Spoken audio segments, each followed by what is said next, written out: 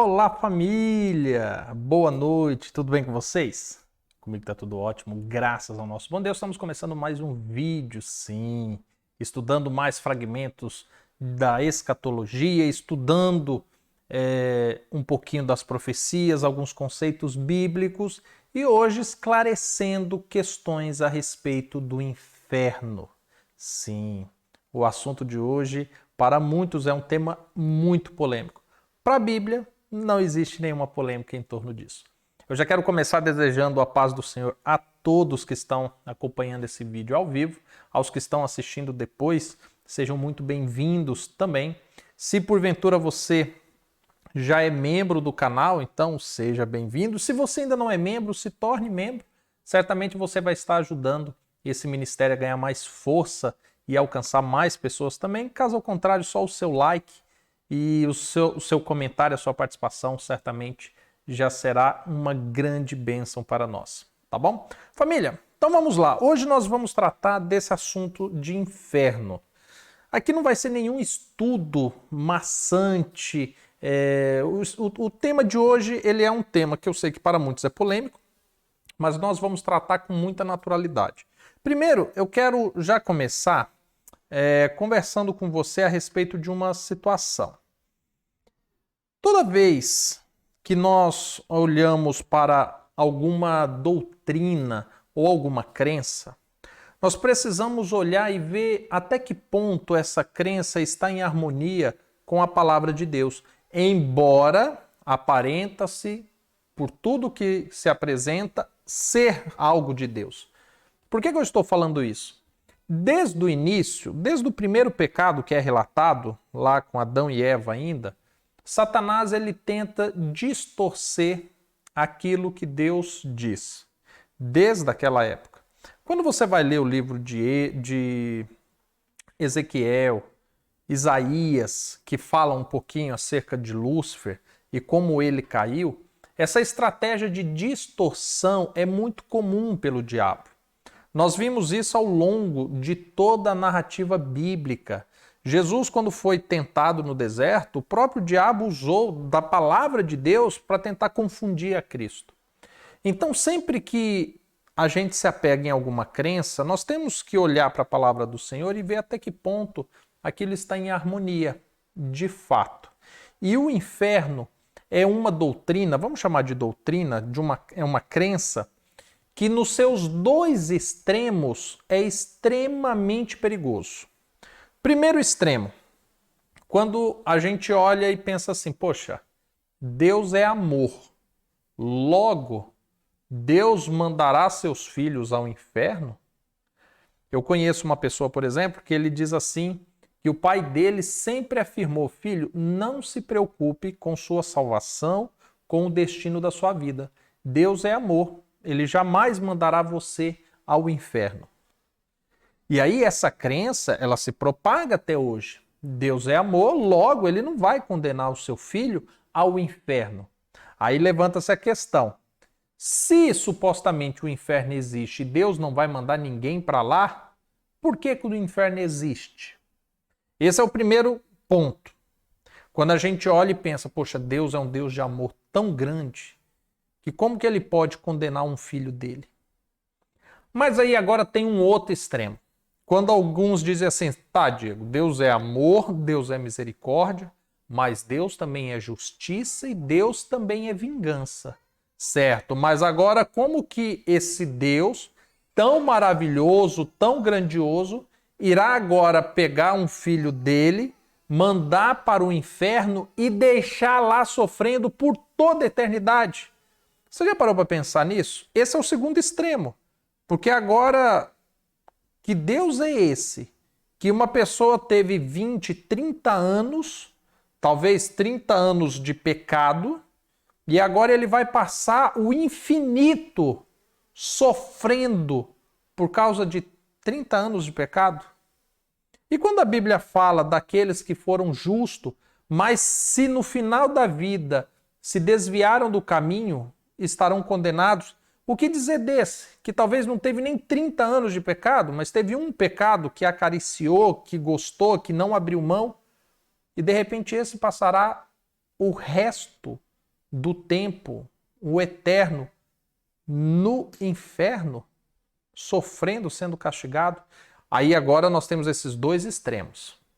Ou seja, um que coloca em questionamento o amor de Deus e o outro questionamento que coloca em xeque a justiça e a vingança de Deus. Agora nós temos um problema, né? Porque nesse conceito de inferno, como é que se harmoniza tudo isso? Como se concilia isso com o caráter de Deus? Ou o inferno não teria nada a ver com o caráter de Deus? Eu gosto de estudar o livro do Apocalipse, isso desde sempre, porque no livro do Apocalipse eu encontro respostas que em outros livros nós não encontramos. Essa questão do inferno, por exemplo, nós vemos essa questão no Antigo Testamento, nós vemos Cristo citando essa questão do inferno. Existe a história, a parábola que Cristo conta de Rico e Lázaro. E aí, de repente, tem essas citações do inferno, mas você não tem um embasamento do que seria isso, de onde isso está acontecendo, como que funciona esse rito, por quanto tempo, aonde que isso está localizado de fato. Ou seja, você não tem essas referências, mas o livro do Apocalipse traz essa referência. Então o livro do Apocalipse traz resposta a todas as suposições que se levantam ao redor da narrativa bíblica. E aí, antes de ler o texto, eu estou fazendo toda essa introdução para que você entenda que o livro do Apocalipse ele traz uma referência segura a respeito do inferno, porque ele chama pelo nome a explicação. Tudo que nós temos antes disso, temos as menções, mas fica-se aberto às especulações. Por exemplo, quando fala-se da parábola do rico e Lázaro, muitos falam assim, Diego, tá vendo? Jesus falou e o inferno existe, porque lá ele citou que o rico foi levado ao inferno e o pobre foi para a presença de Abraão. E existia um abismo entre eles. E ali o rico estava sofrendo e tal. Só que presta atenção. Note que ali Jesus ele estava fazendo uma parábola, quando você vai estudar todo o contexto, e antes daquela parábola, Cristo ele cita outras 3 parábolas em torno de riquezas. Jesus está falando de riquezas, de bens materiais. E os fariseus que estavam ali, na última parábola que Cristo contou, eles riram de Cristo, porque Cristo começou a desenhar um cenário onde as riquezas nem sempre levariam ao céu.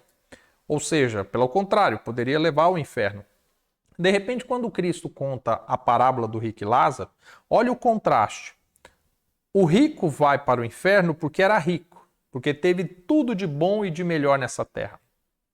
Enquanto o pobre vai para o céu porque ele não teve nada de bom nessa terra.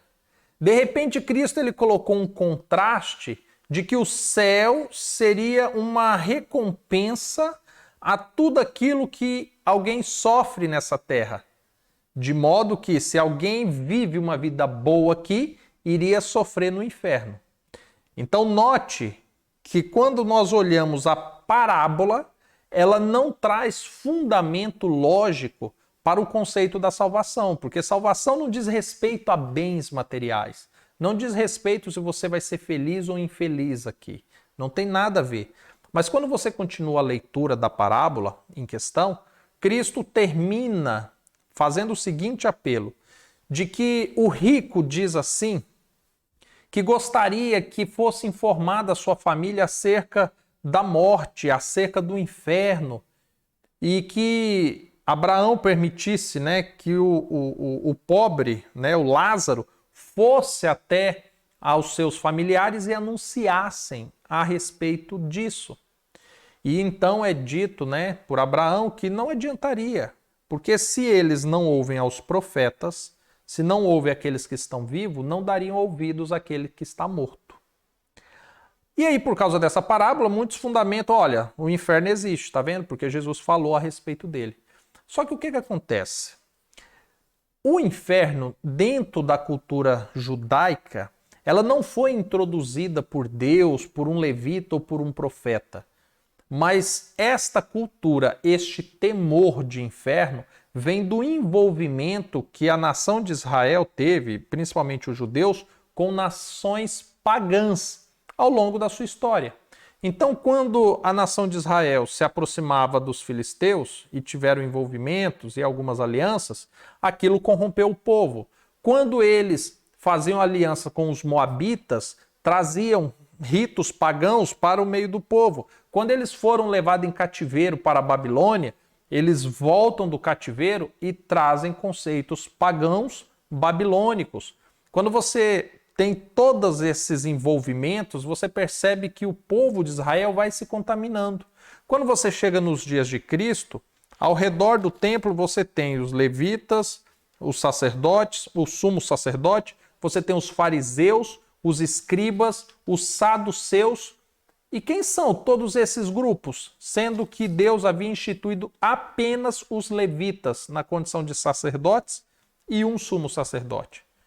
Então, quando Cristo vem, de fato, esta cultura do inferno como um lugar de tormenta, de sofrimento, ela existe no meio dos judeus. E Cristo utiliza isso como um pano de fundo. Prova é que, quando Cristo faz essa referência do rico e Lázaro, e é curioso, né? Porque o homem que o rico queria que ressuscitasse para anunciar acerca do juízo era Lázaro. Logo após aquela história, eis que Cristo ressuscita quem? Quem que Cristo traz do mundo dos mortos? Lázaro. Lázaro ficou 4 dias morto.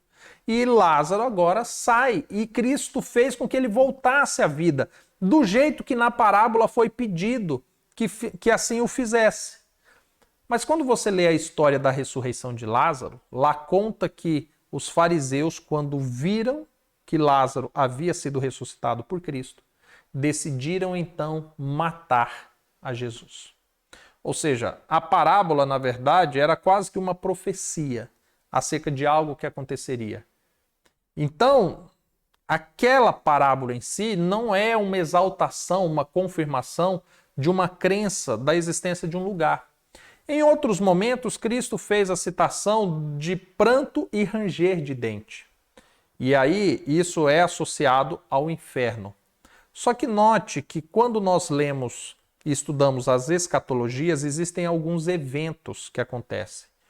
O choro, né, o pranto e o ranger de dentes, por exemplo, está associado ao momento das pragas. Quando as pragas cairão, haverá pranto e ranger de dente. No momento da volta de Cristo, a última praga sendo consumada na terra e matando todos os ímpios, haverá pranto e ranger de dente. E aí muitos fazem essa associação, ignorando a escatologia. E aí quando agora nós chegamos aqui no livro do Apocalipse e nós vamos ler em relação a isso, nós vamos ler o que acontece quando de fato Cristo volta e mata todos os ímpios. O que aconteceram com esses ímpios? Eles foram de fato para o inferno? Existe esse lugar? E aí eu quero responder no final desse vídeo aquela expressão quando é dita assim que Cristo tem a chave da morte e do inferno. E aí você vai entender melhor esse conceito. Mas agora vamos para a Bíblia. Quando você vai para o livro do Apocalipse, no capítulo 20, nós temos aqui uma narrativa muito interessante. Eu quero ler com vocês antes, quero só tomar um golinho de água. Nós temos aqui a narrativa de um milênio que vai começar logo após a vinda de Cristo, aonde o dragão, a serpente, né, Satanás, seria preso em um abismo. Não há ninguém vivo na face da terra, todos os ímpios estão mortos, os justos estão com Cristo, logo o abismo é morte, ou seja, Satanás, seus anjos e todos os ímpios estão mortos, estão presos em um abismo. Perfeito.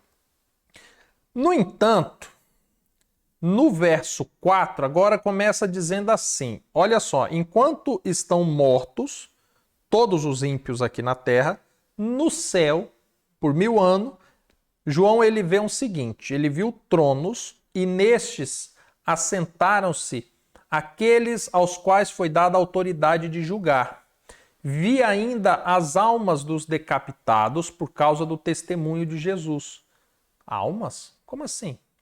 Bem como por causa da palavra de Deus, tantos quantos não adoraram a besta, nem tampouco a sua imagem, e não receberam a marca na fronte e na mão. E estes viveram e reinaram com Cristo durante 1000 anos. Ah, então almas, na verdade, são pessoas. Ele viu as pessoas que reviveram e estavam com Cristo por 1000 anos.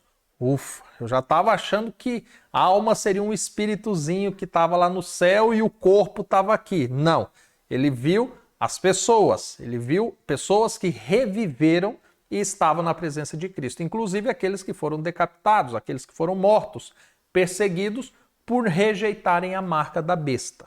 Perfeito. Mas e o restante dos mortos? Porque os que foram perseguidos, os que eram justos, estes reviveram. E os outros?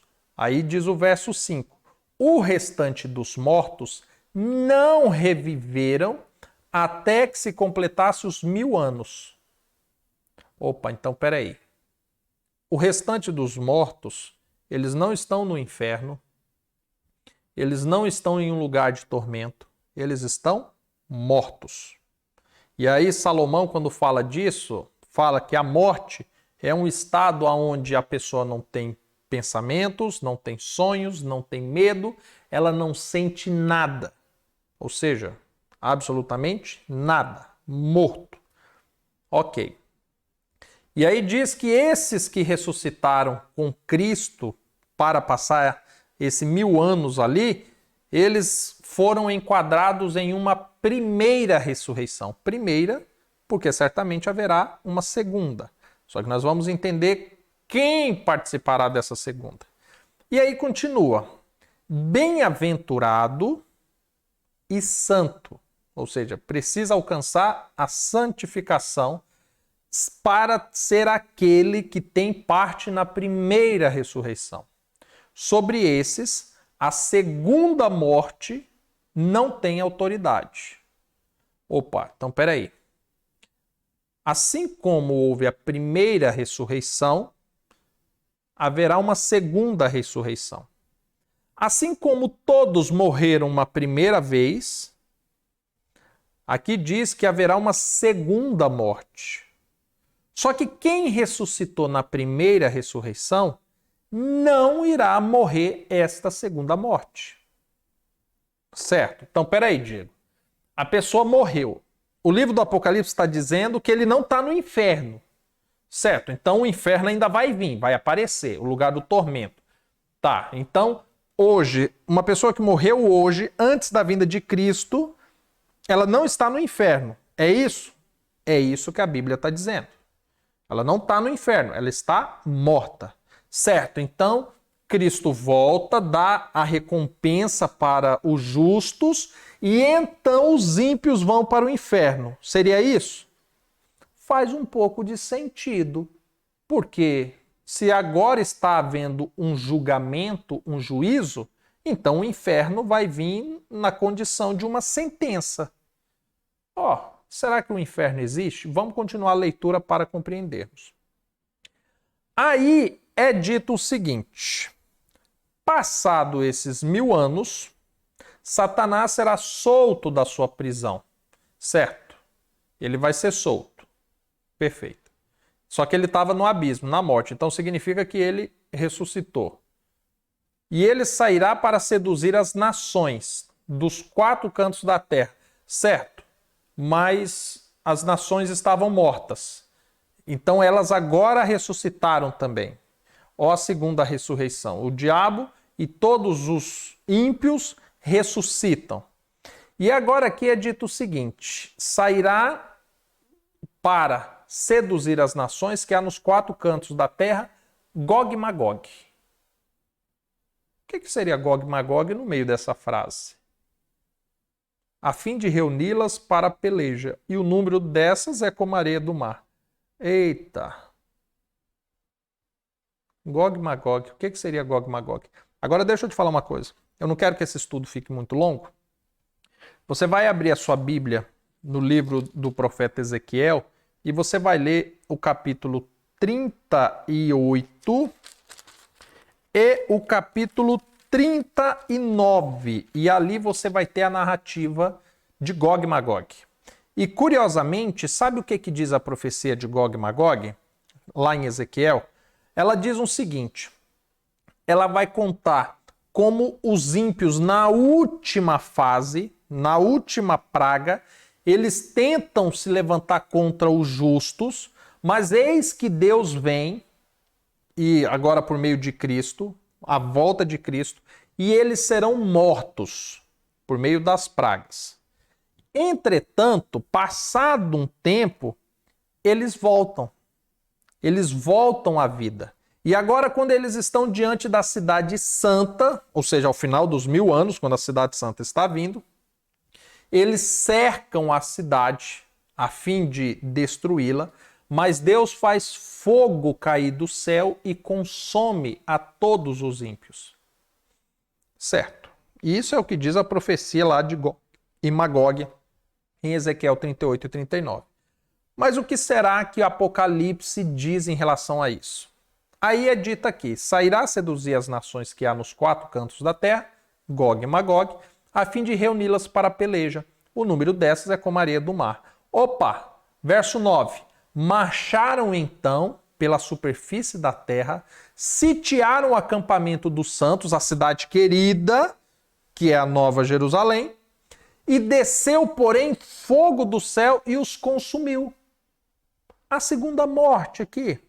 O diabo, o sedutor deles, foi lançado para dentro do lago de fogo e enxofre, onde já se encontram não só a besta, como também o falso profeta, e serão atormentados de dia e de noite pelos séculos dos séculos. Opa, aqui agora apareceu o inferno, ó Diego. Lago de fogo. Lago de fogo e enxofre é o inferno, porque eles foram todos lançados lá por meio de um juízo de Deus, e agora, então, achamos o inferno. Pronto, o inferno está aqui. Seria isso? Será que é isso? Então, o lago de fogo e enxofre, que aparece apenas na segunda morte, após a segunda ressurreição, seria então o lago de fogo e enxofre, o inferno? Então, nós continuamos a leitura. Agora, quando você chega no verso 13, diz assim: deu o mar os mortos que nele estavam. A morte e o além entregaram os mortos que nele estavam. Interessante que além, em algumas traduções, é transcrito como inferno, tá? E foram julgados um por um segundo as suas obras. Verso 14. Então a morte e o inferno foram lançados para dentro do lago de fogo. Opa, então pera. Diego, eu estava lendo e parecia que o lago de fogo e enxofre seria o inferno, porque ele aparece como uma condenação após um juízo que foi dado, e agora todo mundo que ressuscitou foi lançado ali, e no texto que nós lemos foi dito que seriam atormentados de dia e de noite pelos séculos dos séculos. E eu achei que o lago de fogo e enxofre seria o inferno, porque diante de tudo aquilo que eu aprendi, era onde batia as referências. Só que olha que interessante, porque aí no verso 14 está falando que no lago de fogo e enxofre foi lançado o quê? A morte e o inferno. Opa, se o inferno foi lançado ali, então ali não é o inferno. Se a morte foi lançada ali, então não existe mais morte. Ou existe? Que confusão, né? Mas então, o que significa lago de fogo e enxofre? Aí é dito: esta é a segunda morte, o lago de fogo. Então esse lago de fogo, por meio do fogo que desceu do céu e consumiu a morte e o inferno, então isso é uma um simbolismo, uma representação da segunda morte. Ou seja, acabou de vez a história daquelas pessoas, daqueles personagens? Exatamente. Prova disso é que, quando você vai agora para o capítulo 21, já falando do novo céu e da nova terra, você vai ler, por exemplo, o verso 8 e fala assim, ó, quanto, porém, os covardes, incrédulos, abomináveis, assassinos, impuros, os feiticeiros, os idólatras, os mentirosos, a parte que lhes cabe será no lago que arde com fogo e enxofre, a saber, a segunda morte. Espera aí, Diego. Então, o que você está querendo me dizer é que o lago de fogo e enxofre, que seria o símbolo do inferno, na verdade é o símbolo da morte. Certo, mas e essa história de ser consumido pelos séculos dos séculos? Sim, porque acabou a vida daquela pessoa pelos séculos dos séculos. Ela morre diante de um tormento por toda a eternidade. Ela morreu naquele tormento. Para sempre. Nunca mais voltará. Então é um lago que queimou, que consumiu pelos séculos dos séculos. Simples. Não significa que a pessoa ela vai ficar morrendo, vou morrer, e nunca morre. Não é igual você vê nos filmes de Hollywood, né, de antigamente, os vilões que agonizavam e sofria para morrer e nunca morria e voltava na sequência do filme. Não. É porque é uma morte eterna. Quem passa por essa segunda morte morre eternamente. Aquele que morre em Cristo, este viverá. Aquele que morre na iniquidade, este ressuscita apenas para ver a glória do Senhor, a cidade santa, os justos agora todos santificados, e esses agora receberão uma morte eterna. Agora, sabe o quanto isso é coerente com a Bíblia? Porque agora, quando você vai estudar lá Gog e Magog, no capítulo 38 e 39, por exemplo, lá fala em relação a isso. E aí, eu não sei se eu vou ler com vocês ou se vocês vão ler em casa. Eu acho que eu vou ler, né? Posso ler com vocês? Ó, vamos lá então. Porque quando a profecia de Gog e Magog, que o Apocalipse cita, lá em Ezequiel, fala deste momento... Opa! Olha eu confundindo. Ezequiel 39, a partir do verso 6. Olha o que é dito. Meterei fogo em Magog e nos que habitam seguros na terra e no mar e saberão que eu sou o Senhor. Farei conhecido o meu santo nome no meio do meu povo Israel e nunca mais, ou seja, é uma morte eterna, uma destruição eterna, deixarei profanar o meu santo nome. As nações saberão que eu sou o Senhor, o Santo de Israel. Porque as nações, lembra lá em Apocalipse, falou que as nações ressuscitariam? Elas agora vão saber quem é o Senhor e elas serão destruídas eternamente. E eis que vem se cumprirá, diz o Senhor. Este é o dia do qual tenho falado. Os habitantes da cidade de Israel sairão e queimarão de todo as armas, os escudos, os paveses, os arcos, as flechas, os bastões de mão e lanças e farão fogo com tudo isso por 7 anos. Agora aqui nós temos essa representatividade, né, dos 7, se seriam 7 anos literais ou simbólicos. Mas fato é que após o fogo ter descido e ter matado a todos, agora é dito que alguns escolhidos sairão da cidade, reunirão todas essas armas, todos esses objetos utilizados e irão queimar por um período de tempo, um ciclo perfeito. E o 7 é referência, né, de santificação, de perfeição. Então, vamos deixar em aberto, seria literal ou simbólico. Não trarão lenha do campo, nem a cortarão dos bosques, mas com as armas acenderão fogo. Saquearão os que saquearam e despojarão os que despojaram, diz o Senhor. E naquele dia darei ali a Gog um lugar de sepultura em Israel, o vale dos viajantes, ao oriente do mar. Espantar-se-ão os que por ele passarem. Nele sepultarão Gog e todas as suas forças, e lhe chamarão o Vale das Forças de Gog, ou de Amon-Gog, como dizem outras versões. Durante 7 meses, mais um período que levanta essa questão simbólica ou literal, estará a casa de Israel a sepultá-los, para limpar a terra. Sim, todo o povo da terra os sepultará, ser-lhes-á memorável dia em que eu for glorificado, diz o Senhor. Agora, depois você pode continuar a leitura aí na sua casa. Note o que é dito. Fogo caiu do céu. Foram todos lançados no lago de fogo e enxofre. O Apocalipse diz isso. E deixa bem claro, essa foi a segunda morte. Acabou. As primeiras coisas já passaram. Tudo se fez novo. Não trarão mais lembrança. As lágrimas que ainda estiverem escorrendo, então Cristo, Deus, enxugará dos nossos olhos toda lágrima, porque entre esses ímpios poderá estar familiares meus, pessoas que eu tinha um grande apreço. E aí aqui é dito que, pensa, morreram. Se é simbólico ou não o período de tempo, mas traz instruções específicas de que pessoas serão escolhidas para reunir esses, porque está sendo criado neste dia um dia memorável, aonde todos esses restos mortais e armas, essas coisas, serão lançados em um vale chamado de Amon-Gog, que fica praticamente numa ilha, né, em um lugar além-mar, e lá serão sepultados. Ou seja, é como se fosse um cemitério.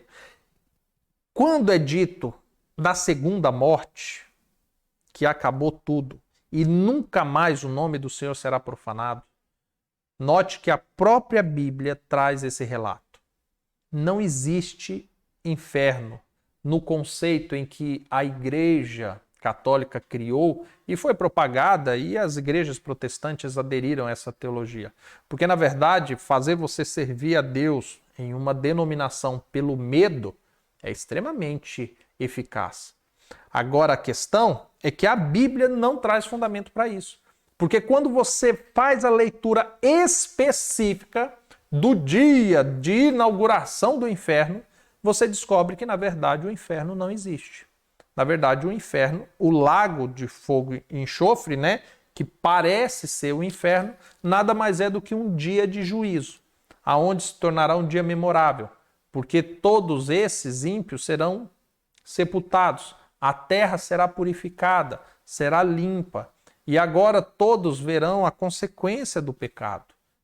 Por isso se tornará um dia memorável. Agora, eu prometi para você que eu ia falar, né?